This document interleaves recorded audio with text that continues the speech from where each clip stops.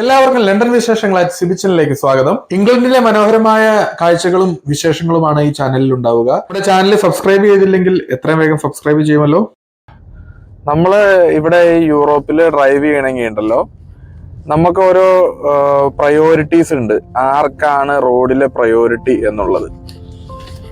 ആ പ്രയോറിറ്റിയെ കുറിച്ച് സംസാരിക്കാൻ വേണ്ടിയിട്ടാണ് നമ്മൾ ഇന്നിപ്പോ ഈ ഒരു വീഡിയോ ചെയ്യുന്നത്. റോഡിലൊരു കാൽനടക്കാരനോ അല്ലെങ്കിൽ ഒരു സൈക്കിളുകാരനോ ഉണ്ടെങ്കിൽ അവർക്കാണ് ഫസ്റ്റ് പ്രയോറിറ്റി. അവർ കടന്നു പോയതിന് ശേഷം മാത്രമേ നമുക്ക് വണ്ടി കൊണ്ട് പോകാൻ പറ്റുള്ളൂ. അപ്പോ കാൽനടക്കാര്, പെഡസ്ട്രിയൻ, പ്രായമുള്ളവര്, അങ്ങനെയൊക്കെയുള്ളവർ റോഡിൽ അറ്റ് പ്രസന്റിൽ ആരുണ്ടോ അവർക്കാണ് ഫസ്റ്റ് പ്രയോറിറ്റി. വാഹനങ്ങളെക്കാളും പ്രയോറിറ്റി കാൽനടക്കാർക്കാട്ടോ. ഇപ്പൊ ഒരാള് വട്ടം ചാടാനായിട്ട് അറിഞ്ഞോ അറിയാതെയോ വട്ടം ചാടിയെന്ന് കരുതുക. അപ്പൊ നമ്മളത് കണ്ട് നമുക്ക് നിർത്താനുള്ള ഒരു എമർജൻസി സ്റ്റോപ്പ് ചെയ്യാനുള്ള ഒരു സെറ്റപ്പിലാണ് നമ്മൾ എപ്പോഴും ഡ്രൈവ് ചെയ്യാവുള്ളൂ. അനുവദിച്ചേക്കുന്ന സ്പീഡിൽ മാത്രമേ ഓടിക്കാവുള്ളൂ. ഇപ്പൊ ഈ റോഡിൽ 30 മൈൽ സ്പീഡാണ്, എന്ന് വെച്ചാൽ 45 km/h ആണ് ഇവിടെ അലൗഡ്. നമ്മൾ ആ ഒരു സ്പീഡിൽ തന്നെയാണ് ഓടിച്ചു പോകണം കേട്ടോ. ഇതിന്റെ 30 മൈലിലാണ് ഇപ്പൊ നമ്മുടെ വണ്ടി പോയിക്കൊണ്ടിരിക്കണേ. എന്ന് വെച്ചാൽ ആ ഒരു കണ്ടീഷൻ സ്പീഡിൽ പോകുമ്പോൾ നമുക്കൊരു എമർജൻസി സ്റ്റോപ്പ് ചെയ്യാനുള്ള അകലം പാലിച്ചിട്ട് വേണം നമ്മൾ വാഹനം ഓടിക്കാൻ.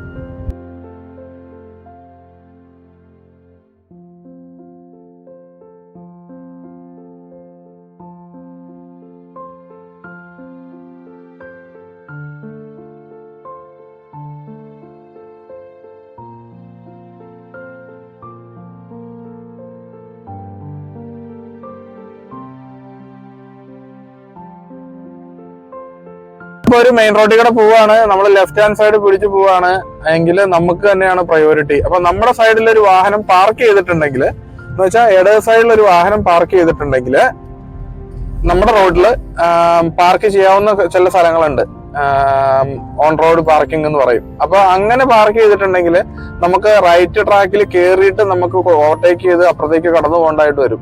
അപ്പൊ അങ്ങനെ വരുന്ന കണ്ടീഷനിൽ ഓപ്പോസിറ്റ് വരുന്ന വ്യക്തിക്കായിരിക്കും പ്രയോറിറ്റി ആ റോഡിൽ. അപ്പൊ നമ്മൾ എന്ത് ചെയ്യണം എന്ന് വെച്ച് കഴിഞ്ഞാൽ, നമ്മൾ ഈ പാർക്ക് ചെയ്ത് കിടക്കുന്ന കാറിന്റെ സൈഡിലായിട്ട് നമ്മൾ ബാക്കിലായിട്ട് കുറച്ച് സ്പേസ് ഇട്ട് നമ്മൾ നിർത്തി അവര് കടന്നു പോയതിനു ശേഷം നമുക്ക് കടന്നു പോകാൻ പറ്റും. പിന്നെ നമ്മളിപ്പോ ഒരു സിഗ്നലൊക്കെ അപ്രോച്ച് ചെയ്യണമെങ്കിൽ കുറച്ച് പുറകിൽ നിന്ന് തന്നെ നമ്മൾ എത്രയും വേഗം തന്നെ നമുക്ക് ഏത് ട്രാക്കാണ് സെലക്ട് ചെയ്ത് പോകേണ്ടത് നമ്മൾ മനസ്സിലാക്കുകയും ആ ട്രാക്ക് സിഗ്നലിന് കുറെ പുറകിൽ നിന്ന് തന്നെ നമ്മളത് ഫോളോ ചെയ്യണം. ഇൻ കേസ് നമ്മൾ ട്രാക്ക് നിൽക്കുന്നത് തെറ്റിപ്പോയി കഴിഞ്ഞു കഴിഞ്ഞാൽ ആ സിഗ്നലിൽ വെച്ചിട്ട് തെറ്റിക്കാനോ അങ്ങോട്ടും ഇങ്ങോട്ടും മാറാനോ ലൈൻ ക്രോസ് ചെയ്ത് കയറാനൊന്നും പാടില്ല. നമുക്ക് തെറ്റിപ്പോയിട്ടുണ്ടെങ്കിൽ നമ്മൾ ആ തെറ്റിയ റൂട്ടിൽ കൂടെ മുന്നോട്ട് പോയതിനു ശേഷം പിന്നീട് റെഡിയായി വേറെ ഏതെങ്കിലും ശരിയായിട്ടുള്ള ട്രാക്കിൽ കൂടെ തിരിച്ചു വരിക എന്നുള്ളതാണ് അടുത്തത്. ഇനി ചില സിഗ്നലുകളിലൊക്കെ നമ്മൾ നിൽക്കുമ്പോൾ നമ്മുടെ ഫ്രണ്ടിൽ കൂടെ ഒരു പെഡസ്ട്രിയനോ അല്ലെങ്കിൽ ഒരു സൈക്കിളുകാരനോ ആ സിഗ്നൽ ക്രോസ് ചെയ്ത് പോകുന്നുണ്ടെങ്കിൽ നമുക്ക് ഗ്രീൻ സിഗ്നൽ ആയി എന്ന് കരുതുക. എന്നാലും അവർ റോഡിലുണ്ടെങ്കിൽ അവർ പോയതിനു ശേഷം മാത്രമേ നമ്മൾ ആ സോളിഡ് വൈറ്റ് ലൈൻ ക്രോസ് ചെയ്ത് മുന്നോട്ട് കയറാവുള്ളൂ കേട്ടോ. നമ്മൾ പറഞ്ഞല്ലോ, പെഡസ്ട്രിയനും അതുപോലെ തന്നെ ഈ പറഞ്ഞ പോലെ സൈക്ലിസ്റ്റുകളും ഇവർക്കാണ് ഫസ്റ്റ് പ്രയോറിറ്റി എന്ന് പറഞ്ഞു. അപ്പൊ അവര് ഇൻ കേസ് റോഡിലുണ്ടെങ്കിൽ അവർ ആ റോട്ടിൽ നിന്ന് പോയതിനു ശേഷം മാത്രം നമ്മൾ വാഹനം എടുക്കുക. ഇനി പിന്നെ നമ്മൾ ഫോളോ ചെയ്യേണ്ട ഒരു കാര്യമാണ് ഈ കാണുന്ന സിഗ്നലുകൾ കണ്ടോ. ഈ സിഗ്നലിന്റെ തൊട്ട് പുറകിലായിട്ട് കീപ് ക്ലിയർ എന്ന് പറഞ്ഞിട്ടൊരു റോഡിൽ എഴുതി വെച്ചിട്ടുണ്ട്.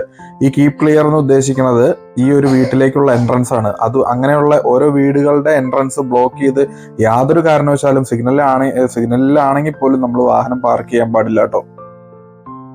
നമ്മള് ടെസ്റ്റിനൊക്കെ പോകുമ്പോൾ നമ്മുടെ അടുത്ത് ഡ്രൈവിംഗ് ഇൻസ്ട്രക്ടർ അദ്ദേഹത്തിന്റെ ഇൻസ്ട്രക്ഷൻ അനുസരിച്ച് നമ്മൾ പാർക്കിംഗ് ഒക്കെ ചെയ്യേണ്ടതായിട്ടുണ്ട്.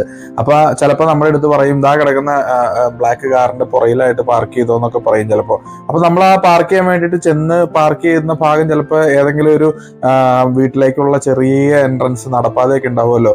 അങ്ങനെയൊക്കെയുള്ള സ്ഥലത്താണെങ്കിൽ യാതൊരു കാരണവശാലും നമ്മൾ അവിടെ പാർക്ക് ചെയ്യരുത്. അദ്ദേഹത്തിനോട് പറഞ്ഞാൽ മതി, എനിക്ക് ഇവിടെ ഇത് പാർക്ക് ചെയ്യാൻ കഴിയില്ല, ബിക്കോസ് നമ്മൾ അവരുടെ നടപ്പാത ക്രോസ് ചെയ്തിട്ട് വരുമെന്ന് പറഞ്ഞു കഴിഞ്ഞാൽ പിന്നീട് സേഫ് ആയിട്ടുള്ള സ്ഥലത്ത് പാർക്ക് ചെയ്തോളം പറയും കേട്ടോ. അപ്പോൾ നമ്മൾ എപ്പോൾ വാഹനം പാർക്ക് ചെയ്താലും ഒരു വീടിന്റെയും ഡ്രൈവ് വേ ബ്ലോക്ക് ചെയ്തിട്ട് വാഹനം പാർക്ക് ചെയ്യാൻ വേണ്ടിയിട്ട് ശ്രമിക്കരുത്.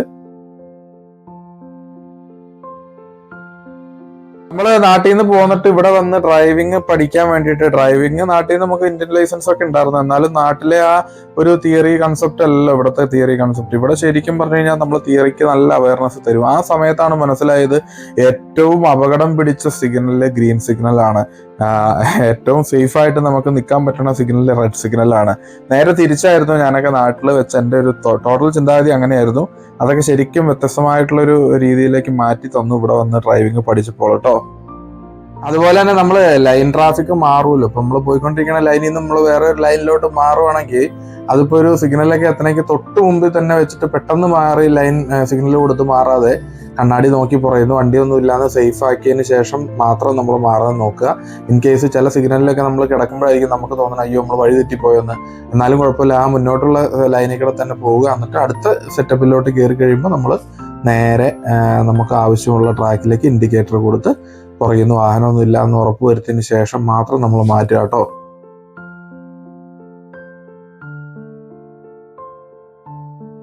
അതുപോലെ നമ്മൾ നാട്ടിൽ നിന്ന് ഓടിച്ചിട്ടുള്ള ആ ഒരു ശീലത്തിൽ വളവൊക്കെ വളയ്ക്കുമ്പോഴേക്കും നമുക്ക് 45 മൈലിൽ നമുക്ക് വളയ്ക്കാമല്ലോ.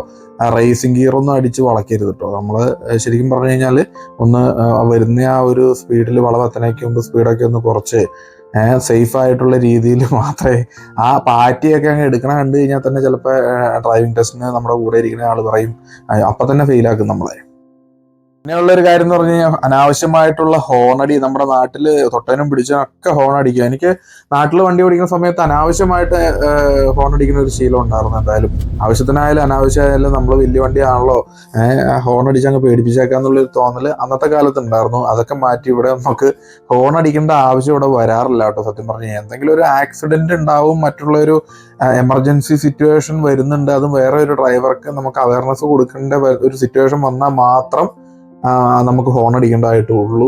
അങ്ങനെ ഒരു കണ്ടീഷൻ ഇതുവരെ വന്നിട്ടില്ല. ഇൻ കേസ് വല്ലവരും വട്ടം ചാടുവോ അല്ലെങ്കിൽ ഈ പറഞ്ഞ പോലെ എന്തെങ്കിലും വേറെ നമ്മുടെ ഫ്രണ്ടിലുള്ള ഒരു വണ്ടി ഒരു ആക്സിഡന്റിലേക്ക് പോണ ഒരു കണ്ടീഷൻ വന്നാൽ മാത്രമേ നമ്മൾ ഹോൺ അടിക്കേണ്ടതായിട്ടുള്ളൂ. കേരളത്തിൽ നമ്മൾ വാഹനം ഓടിച്ചിട്ട് ആ ഒരു ശീലത്തിൽ നമ്മൾ ഇവിടെ വന്നിട്ട് ചറപറ ഹോണൊക്കെ അടിച്ചു കഴിഞ്ഞ് കഴിഞ്ഞാൽ ശരിക്കും പറഞ്ഞു കഴിഞ്ഞാൽ അങ്ങനെ അടിക്കാൻ പാടില്ല എന്നാണ് നിയമം. അപ്പൊ ആ നിയമം വയലേറ്റ് ചെയ്ത് കഴിഞ്ഞ് കഴിഞ്ഞാൽ അതിനനുസരിച്ചിട്ടുള്ള ശിക്ഷ നമ്മൾ അനുഭവിക്കേണ്ടി വരും, പിഴ കൊടുക്കേണ്ടതായിട്ട് വരും. ഈ പറഞ്ഞ കാര്യങ്ങളെല്ലാം നമ്മൾ പാലിച്ചുകൊണ്ട് മാത്രമേ നമുക്ക് ഇവിടെ വാഹനം ഓടിച്ച് മുന്നോട്ടേക്ക് പോകാൻ പറ്റുള്ളൂ. ഒരു ദിവസം 2 ദിവസം നമ്മൾ ഓടിക്കുന്ന പോലെയല്ല ഒരു ലോങ് ടൈം കാലഘട്ടത്തിൽ നമുക്ക് വാഹനം ഓടിക്കേണ്ടി വരുമ്പോൾ നമ്മൾ നമ്മുടെ മനസ്സിനെ ആ ഒരു ലെവലിലേക്ക് ആക്കി എടുക്കുക എന്നുള്ളതാണ്. ഇപ്പൊ നമ്മൾ ഈ വളഞ്ഞു വന്നവർക്ക് അത്യാവശ്യം നല്ലൊരു വളവാട്ടോ. അവിടെയൊക്കെ നമ്മൾ നമ്മുടെ നാട്ടിലാണെങ്കിൽ അങ്ങ് പാറ്റി വീശെടുത്തല്ലേ വരുള്ളൂ. അങ്ങനെയൊന്നും നമുക്ക് ഇവിടെ ഡ്രൈവ് ചെയ്യാൻ പറ്റില്ല. കാരണം ഏതെല്ലാം മുക്കിലും മൂലയിലാണ് ക്യാമറ വെച്ചേക്കണെന്ന് ദൈവം തമ്പുരാനും മാത്രമേ അറിയാവുള്ളൂ.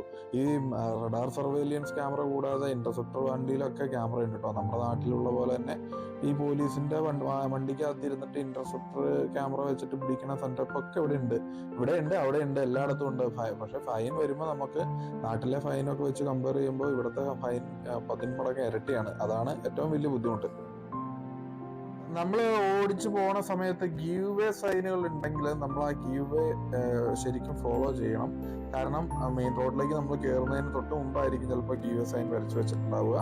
ആ ബ്രാഞ്ച് റോഡിൽ നിന്നുള്ള എൻട്രൻസിലേക്ക് ഒക്കെ ആയിരിക്കും ഈ പറഞ്ഞ പോലെ ഗീവ് വേ സൈൻ ഉണ്ടാവുക.